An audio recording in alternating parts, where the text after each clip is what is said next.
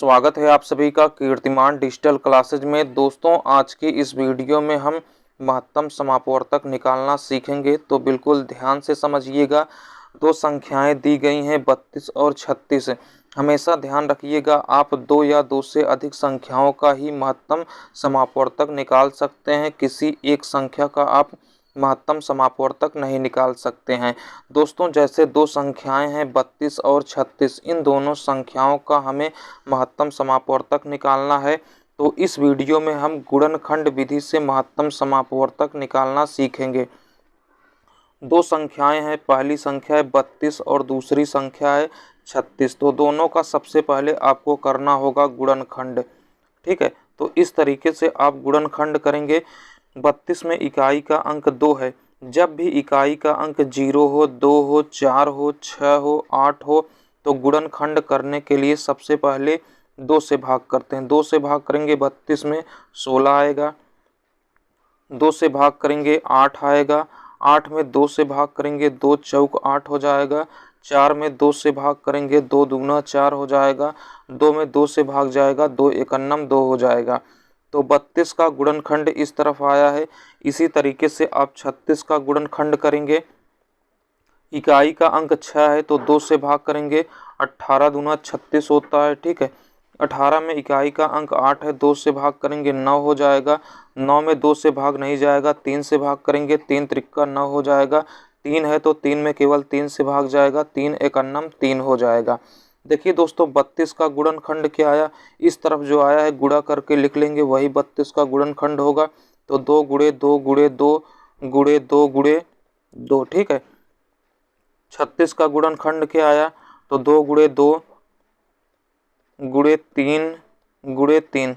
अब आपको यहाँ ध्यान रखना होगा, वह गुणनखंड जो दोनों में कॉमन हो, दोनों में उभयनिष्ठ हो, यानी दोनों में जो मिल रहा हो, उसको आप इस तरीके से अंडरलाइन कर लेंगे। फिर से समझिए, वह गुणनखंड जो दोनों में मिल रहा हो, जो दोनों में उभयनिष्ठ हो, उसको इस तरीके से अंडरलाइन कर लेंगे।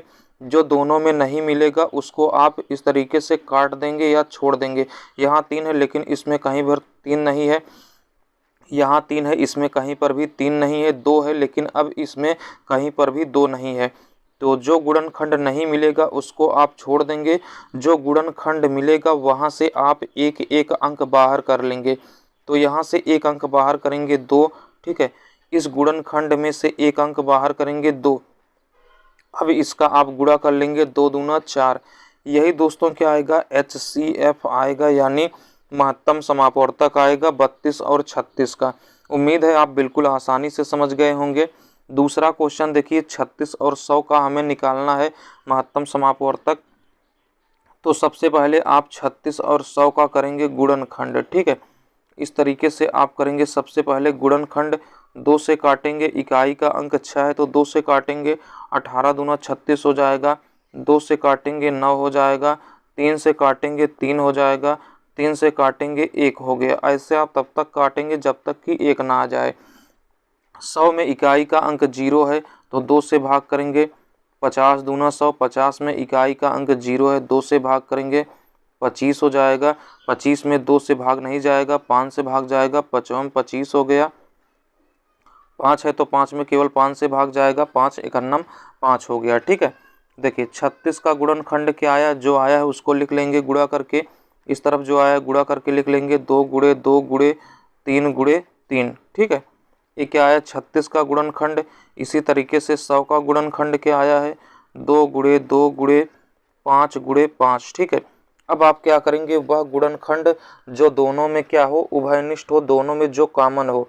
तो दोनों में देखिए 2 मिल रहा है ना, जो दोनों में कॉमन होगा उसको इस तरीके से अंडरलाइन कर लेंगे। जो दोनों में कॉमन नहीं होगा उसको छोड़ देंगे। यहाँ 3 है, इसमें कहीं पर भी 3 नहीं है। 5 है लेकिन इसमें कहीं पर भी 5 नहीं है। ठीक है, जो नहीं मिलेगा दोनों में उसको आप इस तरीके से छोड़ देंगे, यानी काट देंगे। जो दोनों में मिल रहा होगा वहाँ से एक एक अंक बाहर करेंगे।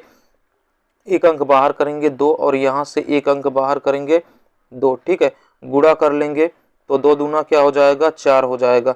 और यही क्या होगा, आंसर होगा, यही क्या होगा, HCF होगा। आप इस तरीके से क्वेश्चन को सॉल्व कर सकते हैं। हमने कुछ एग्जाम्पल की सहायता से आपको एचसीएफ निकालना बिल्कुल आसानी से सिखा दिया है।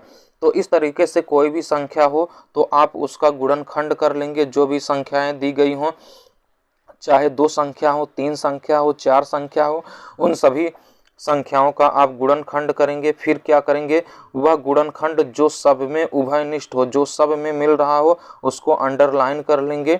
बाद में वहां से एक एक संख्या बाहर निकाल करके गुणा कर लेंगे। वही क्या होगा, महत्तम समापवर्तक होगा। तो एक क्वेश्चन हम आपको देते हैं, इसे सॉल्व करके इसका उत्तर कमेंट बॉक्स में दीजिएगा। तो दोस्तों 72 और 120 का आप महत्तम समापवर्तक निकालिएगा और इसका उत्तर कमेंट बॉक्स में दीजिएगा। धन्यवाद।